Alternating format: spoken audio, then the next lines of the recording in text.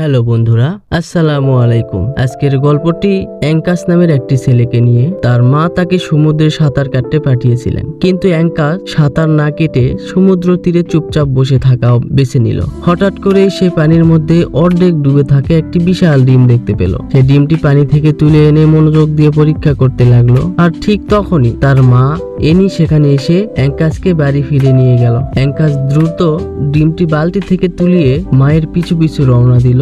অ্যাঙ্কাসের মা কিছুটা বিরক্ত ছিলেন, কারণ অ্যাঙ্কাস সাঁতার কাটা বিন্দুমাত্র চেষ্টা করেনি। তবে অ্যাঙ্কাস আজকে তার মায়ের সঙ্গে কোনো তর্ক করলো না। বাড়িতে পৌঁছানো মাত্রই সে লুকিয়ে তার বাবার কর্মশালায় চলে গেল। কিছুক্ষণ পর তার বোন ক্রিস্টি ফিরে এসে তার মাকে জিজ্ঞেস করলো যে মা, সমুদ্রে অ্যাঙ্কাস কি করেছিল আজকে? তার মা উত্তর দিলেন, সে বরাবরের মতোই একা একা আজকেও বসেছিল। এদিকে অ্যাঙ্কাস কর্মশালায় তার জিনিসপত্র নামিয়ে রাখলো। আসলে এই কর্মশালাটি ছিল তার বাবা চার্লির, যিনি বর্তমান সেনাবাহিনীতে যুদ্ধ করতে গেছেন। অ্যাঙ্কাস তার বাবার ছবির দিকে তাকায় এবং তারপরে ক্যালেন্ডারের দিকে তাকালো। অ্যাঙ্কাস মনে মনে ভাবছিল বাবা কবে বাড়ি ফিরবেন। এরপর সে ডিমটি ধুয়ে তার উপরের আস্তরণ ছাড়িয়ে নিল এবং ভেতরে উজ্জ্বল নীল রং দেখে অবাক হয়ে গেল। ডিমটি ফোটার আগেই মা আবার অ্যাঙ্কাসকে ডাকলেন, তাই সে এভাবেই ডিমটি রেখে দ্রুত চলে গেলেন মায়ের কাছে। একদিন রাতে প্রচণ্ড বৃষ্টি শুরু হলো। অ্যাঙ্কাস ভয় পাচ্ছিল যে কর্মশালার ডিমটি হয়তো নিরাপদ থাকবে না। সে মুষলধারে বৃষ্টির মধ্যে ছুটে গেলেন কর্মশালায় এবং দেখতে পেল ডিমটি ইতিমধ্যেই ফেটে গেছে।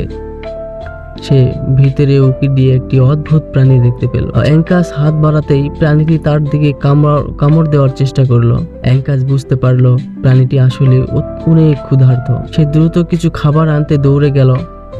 ফিরে আসার পর যখন সে প্রাণীটিকে খাওয়ালো, তখন সেটি অনেকটাই শান্ত হয়ে গেল। অ্যাঙ্কাস যখন আলতো করে তার নতুন বন্ধুকে খাওয়াচ্ছিল, তখন এনি তাকে আবার ডাকলেন। অনিচ্ছা সত্ত্বেও সে ঘুমাতে চলে গেল।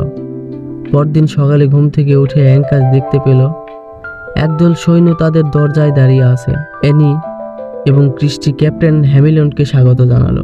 ক্যাপ্টেন বুঝিয়ে বললেন যে শত্রু বাহিনী সমুদ্র পথে আক্রমণ করার চেষ্টা করতে পারে, তাই তারা সৈন্যরা এই বাড়িতেই থাকবে এবং উপকূল রক্ষার প্রস্তুতি নিবে। সৈন্যরা সমুদ্র তীরে ঘাঁটি তৈরি করলো। তার মা এবং তার বোন এনিক এবং ক্রিস্টি এবং অ্যাঙ্কাসকে তাদের ঘরে থাকার নির্দেশ দিলেন। পরে অ্যাঙ্কাস লাইব্রেরিতে গেল। সেই রহস্যময় প্রাণীটি সম্পর্কে একটু বই খুঁজলেন। বইটি হাতে নিয়ে সে দ্রুত কর্মশালায় ফিরে গেল, কিন্তু সেখানে গিয়ে দেখলো চারদিক লন্ডভন্ড হয়ে আছে এবং ওই প্রাণীটি বুট জুতা চিবাচ্ছে। সে বুঝতে পারলো প্রাণীটি এখনো ক্ষুধার্ত। অ্যাঙ্কাস রান্নাঘর থেকে আরো কিছু খাবার খুঁজতে গেল, কিন্তু সেনাবাহিনীর বাবুর্চি আর্জেন্ট তাকে দরজায় আটকে দিলেন। অ্যাঙ্কাস অনুনয় করে বলল যে একটি প্রাণীর খাবারের খুব প্রয়োজন, কিন্তু ওই সেনাবাহিনীর লোক শুনল না। তখন অ্যাঙ্কাস রান্নাঘরের ময়লা ফেলে দেওয়ার প্রস্তাব দিল এবং ময়লা বালতি থেকে নেওয়ার খাবারের অবশিষ্ট অংশ দিয়ে অ্যাঙ্কাস তার নতুন বন্ধুকে খাওয়ালো। অ্যাঙ্কাস তার নাম রাখলো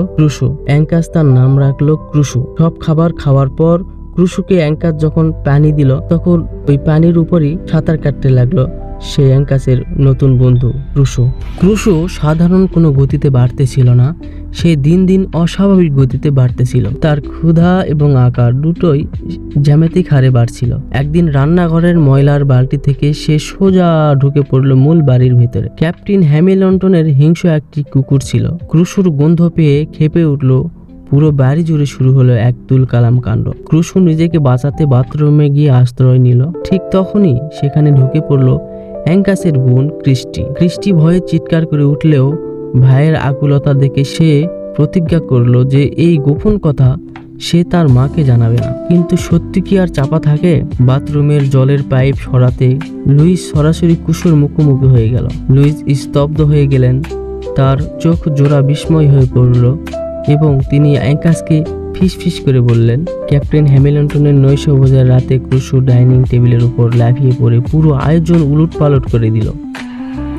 লুইস আর অ্যাঙ্কাস বুঝতে পারলো ক্রুশুকে আর ঘরে রাখা নিরাপদ নয়। তারা আসল ঠিকানা এই চার দেওয়ালে নয়, বরং অন্তহীন সমুদ্র। ভারী হৃদয়ে এক অন্ধকার রাতে তারা ক্রুশুকে ট্রাকে করে নিয়ে সমুদ্রের নীল জলে ভাসিয়ে দিল। সমুদ্র ফিরে ক্রুশু যেন তার আসল রূপ ফিরে পেল। মাত্র কয়েকদিনের মধ্যেই সে এক বিশাল মহিমান্বিত জলদানবের আকার ধারণ করলো।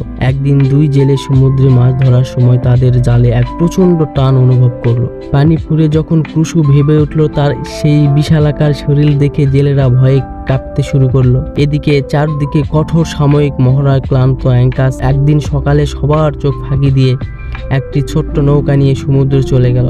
সে চিৎকার করে তার প্রিয় বন্ধুকে ডাকতে লাগলো। হঠাৎ শান্ত জল ভেদ করে এক বিশাল পাহাড়ের মতো উঠে এলো ক্রুশো। তার রূপ বদলে গেছে, কিন্তু বন্ধুর প্রতি ভালোবাসা কমেনি। সে আলতো করে অ্যাঙ্কাসকে তার পিঠে তুলে নিয়ে শুরু হলো এক অবিশ্বাস্য রোমাঞ্চকর সমুদ্র ভ্রমণ। মেঘের ছায়া আর নীল জলের বুক চির ক্রুশো তাকে নিয়ে সাঁতার কাটলো, কিন্তু তীরে ফেরার সময় সেনাবাহিনীর সার্জেন্ট ক্রুশোকে দেখে ফেলল। পরদিন খবরের কাগজে ক্রুশোকে একটি নকল ছবি ও খবর প্রকাশ পেল। সমুদ্রে এক ভয়ঙ্কর জলদানবের আনাগোনা। পুরো সেনাবাহিনী মেতে উঠল এক নিষ্ঠুর শিকারে। এই দানবকে যেভাবেই হোক তারা মেরেই ফেলবে। সে রাতে চারদিক কাঁপিয়ে ঝড় এলো এবং তার সৈন্যরা ভারী অস্ত্র নিয়ে সমুদ্রে নৌকায় নামলো। ক্রুশোকে চারদিক থেকে ঘিরে ফেলা হলো। আক্রান্ত হয়ে শান্ত ক্রুশো এবার হিংস্র রূপ ধারণ করলো। সে তার বিশালাকার জেলের ঝাপটায় সৈন্যদের নৌকা উল্টে দিল। ক্যাপ্টেন হ্যামিল্টন ভাবলেন শত্রু জাহাজ আক্রমণ করেছে, তাই তিনি উপকূলের কমান্ডগুলো থেকে অবিরাম গোলাবর্ষণ শুরু করলেন। গোলাগুলির এই ভয়ঙ্কর নরকের মধ্যে ক্রুশোকে বাঁচাতে ছুটে গেল অ্যাঙ্কাস, কিন্তু সমুদ্রের উত্তাল ঢেউ পা পিছলে সে গভীর জলে তলিয়ে যেতে লাগলো। দম আটকে আসা সেই মৃত্যুর মুহূর্তে ক্রুশো তার সমস্ত রাগ ভুলে তীরের বেগে সাঁতার কেটে এসে ডুবন্ত অ্যাঙ্কাসকে পিঠে তুলে নিয়ে গেল। তীরে তখন মা অ্যানি আর ক্যাপ্টেন হ্যামিল্টন দাঁড়িয়ে নিজের চোখে ক্রুশোকে এই মানবিকতা দেখে মায়ের ভুল ভাঙলো। তিনি বুঝতে পারলেন এটি কোনো দানব নয়, এটি তার ছেলের পরম বন্ধু। কিন্তু ততক্ষণে অনেক দেরি হয়ে গেছে। সৈন্যরা সমুদ্রের মুখে এক বিশাল লোহার জাল পেতে রেখেছিল। মুক্তির খোঁজে তীব্র গতিতে সাঁতার কাটতে গিয়ে ক্রুশো সেই শক্তিশালী জালে আটকা গেল। লোহার তারগুলো তার শরীরে লাগলো। এ ব্যথা ও আতঙ্কে ছটফট করতে লাগলো। হ্যামিল্টনের ছোট নৌকায় চড়ে অ্যাঙ্কাস জালের একদম কাছে পৌঁছালো। ক্রুশোর বিশাল চোখের দিকে তাকিয়ে অশ্রু জল চোখে সে ফিসফিস করে বলল, অ্যাঙ্কাস নিরাপদ দূরত্বে সরে আসতেই ক্রুশো তার শরীরের শেষ শক্তিবিন্দু এক জায়গায় করলো। এক অলৌকিক শক্তিতে সে পানির উপর শূন্যে এক বিশাল লাফ দিল। সমস্ত জাল ছিন্নভিন্ন করে সে ঘিরে পড়ল উন্মুক্ত মহাসমুদ্রের বুকে। ধীরে ধীরে শান্ত হয়ে এলো সমুদ্রের জল।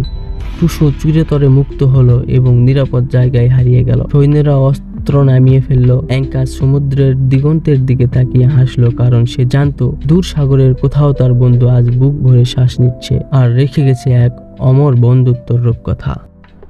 বন্ধুরা, আমাদের আজকের এই গল্পটি আপনাদের কেমন লাগলো তা কমেন্ট করে জানাবেন এবং এমন সুন্দর সুন্দর মুভি ক্লিপসের ভিডিও পেতে অবশ্যই আমার চ্যানেলটি সাবস্ক্রাইব করে যাবেন এবং পাশে থেকে বেল আইকনে একটা ক্লিক করবেন।